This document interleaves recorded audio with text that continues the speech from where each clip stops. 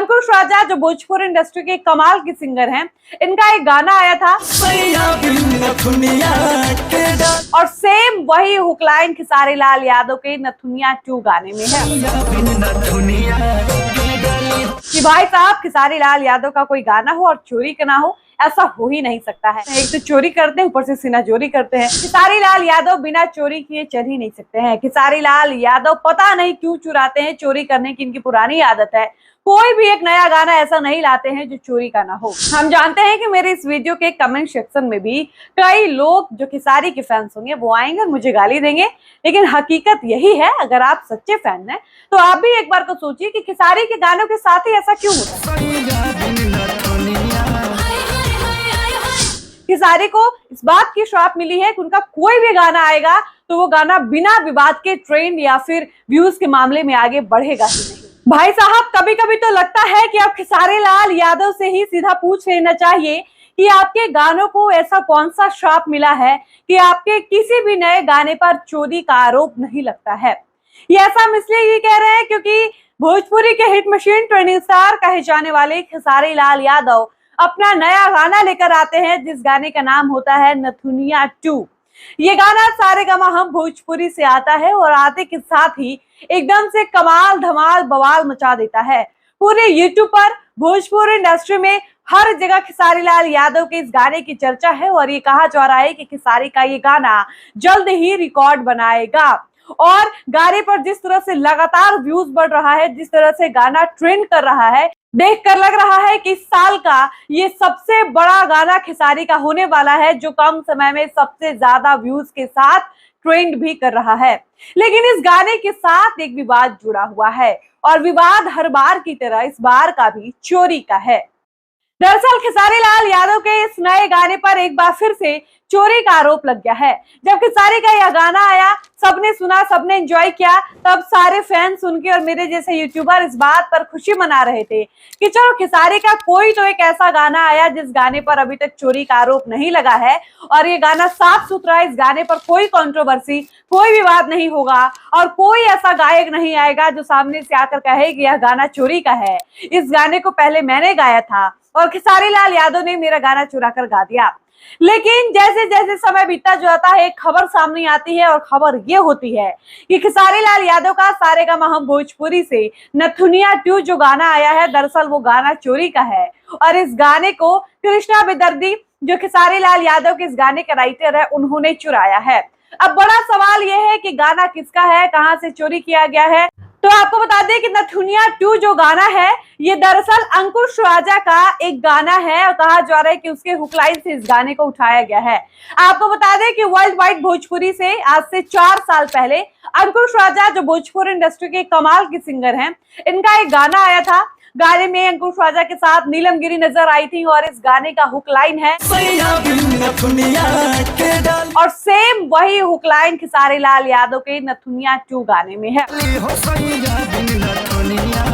दरअसल इस गाने को लेकर सभी लोग इस बात की खुशी मना रहे थे कि गाना चोरी का नहीं होगा, गाने पर कोई आरोप नहीं लगेगा।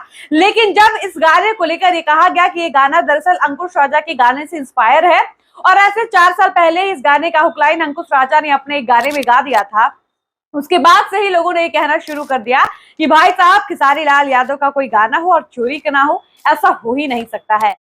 हम आपको 1-2 कमेंट्स नहीं, ऐसे कई सारे कमेंट्स अपने स्क्रीन पर दिखा सकते हैं जिसमें लोगों ने लिखा है कि खेसारी लाल यादव बिना चोरी किए चल ही नहीं सकते हैं। खेसारी लाल यादव पता नहीं क्यों चुराते हैं, चोरी करने की इनकी पुरानी आदत है। कोई भी एक नया गाना ऐसा नहीं लाते हैं जो चोरी का ना हो। आपको बता दें कि कृष्णा बेदर्दी को लेकर ये कहा जा रहा था कि इस गाने को कृष्णा बेदर्दी ने लिखा है, माशाअल्लाह बहुत अच्छा लिखा है, लेकिन भगवान करे कि कहीं से ये आरोप ना लगे कि कृष्णा बेदर्दी ने इस गाने को चुराया है। लेकिन अंत में इस गाने पर चोरी का आरोप लग ही गया और एक बार फिर से कृष्णा बेदर्दी को चोर राइटर साबित कर दिया गया है।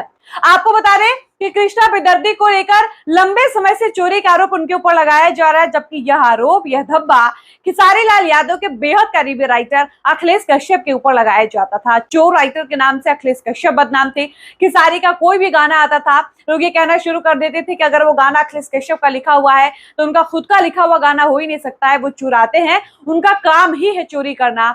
और दूसरे छोटे छोटे राइटर्स का गाना चुरा कर लिखने वाले राइटर अखिलेश कश्यप को अपमान दे रहे हैं खेसारी लाल यादव के पुराने राइटर कृष्णा बेदर्दी के साथ पिछले कुछ समय से ऐसा लगातार हो रहा है कि वो कोई भी गाना लेकर आ रहे हैं तो उसके ऊपर गाना चोरी का आरोप जरूर लग रहा है। और खेसारी लाल यादव को भी इस बात पर सोचना चाहिए कि अगर बार बार आपके किसी गाने पर आरोप लग रहा है तो ऐसा क्यों है।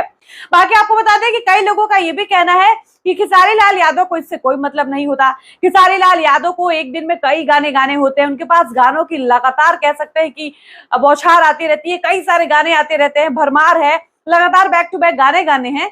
इसमें अगर कोई सिंगर, कोई भी आर्टिस्ट बैठ कर अगर देखने लगे, इतना समय निकाल कर मिलाने लगे, इस गाने का हुकलाइन किसी गाने का हुकलाइन से मैच कर रहा है या नहीं, तो आप समझिए उस आर्टिस्ट का कितना समय जाएगा। ऐसे में खेसारी लाल यादव के सामने कोई भी गाना लाकर रख दिया जाता है, खेसारी बिना कुछ सोचे समझे उस गाने को गा देते हैं। खेसारी गा तो देते हैं, लेकिन खेसारी पर आरोप लगता है चोरी का। और इस तरह से खेसारी लाल यादव का हर गाना आते के साथ ही विवाद में चला जाता है और चोरी का आरोप लगना तो निश्चित है। और ऐसा खेसारी लाल यादव के साथ बहुत ज्यादा होता है, इसलिए भी कहा जाता है कि खेसारी को कोई श्राप मिला है। खेसारी को इस बात की श्राप मिली है कि उनका कोई भी गाना आएगा तो वो गाना बिना विवाद के ट्रेंड या फिर व्यूज के मामले में आगे बढ़ेगा ही नहीं, जबकि पवन सिंह के साथ ऐसा बिल्कुल नहीं है। आप पवन सिंह के किसी भी गाने को उठाकर देख लीजिए, उनका गाना एकदम नया और फ्रेश होता है और उनके शायद ही किसी गाने पर चोरी का आरोप लगता है। और अगर लगेगा भी तो पवन अपने ही गानों का कॉपी करते हैं, अपने ही गानों का धुन या फिर ट्यून कुछ तो ऐसा करेंगे जो उनके गाने से रिलेटेड होगा। वो शायद ही कभी खेसारी का कोई गाना या किसी छोटे आर्टिस्ट का कोई गाना चुराते हैं। और अगर वो ऐसा करते हैं तो पवन सिंह प्रॉपर क्रेडिट देते हैं, चाहे गोलू राजा हो, इसके अलावा दीपक दिलदार हो, या फिर प्रखंड हो या जिला, बबुआने से हिला इस गाने का जो सिंगर है, पवन ने जिसका भी गाना उठाया है, गाया है, थोड़ा मॉडिफाई करके उसको क्रेडिट दिया है।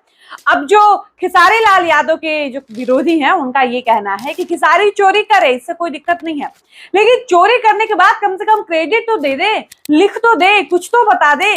गाने के माध्यम से नहीं बता सकते हैं, लाइव आ जाए और कह दे कि मैंने अंकुश भाई के इस गाने का जो पंचलाइन है उससे अपने गाने को उठा लिया है, लिख लिया है, ये मेरा गाना अंकुश भाई के गाने से इंस्पायर है। खेसारी ऐसा भी कुछ कर लें, खेसारी बिल्कुल ऐसा नहीं करते हैं। एक तो चोरी करते हैं, ऊपर से सीनाजोरी करते हैं। और खेसारी के फैंस तो ये मानने को तैयार ही नहीं होते हैं कि उनके स्टार या फिर उनके स्टार्स के जो राइटर्स हैं वो लोग चोरी का गाना लिखते हैं।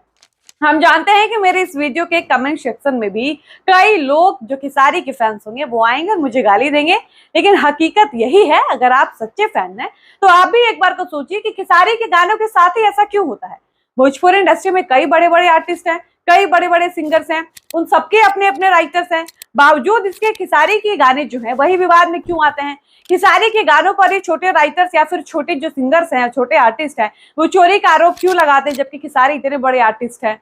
खेसारी कोई भी गाना गा देंगे तो हिट होना स्वाभाविक है, क्योंकि उनके फैन फॉलोइंग तगड़ी है, उनको सुनने वाले लोगों की संख्या बहुत ज्यादा है।